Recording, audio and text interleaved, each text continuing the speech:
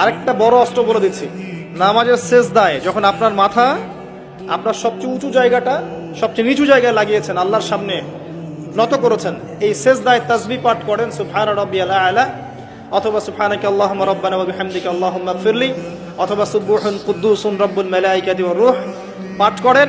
করার পর দোয়া করেন। সেজদায় যে দোয়াই করবেন ইনশাআল্লাহ কবুল হয়ে যাবে। সেজদায় যে দোয়াই করবেন ইনশাআল্লাহ কবুল হয়ে যাবে। বলেন সুবহানাল্লাহ।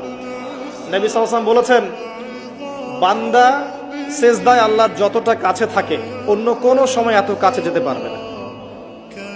আর আমরা কি করে টুক করে সেজদা দিয়ে টুক করে উঠে যাই, একটা দোয়া করার সুযোগ পাই না, চান্সও দেই না।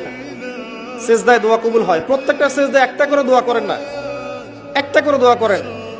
আরবিতে দোয়া করতে পারলে সবচেয়ে ভালো, যেগুলো কোরআন এবং সুন্নাহ থেকে সাব্যস্ত। যদি নফল নামাজ পড়েন, আপনার আরবি জানা নাই মোটেই, বাংলাতেই বলেন, আল্লাহ আমি অসুস্থ, আমাকে শেফা দাও।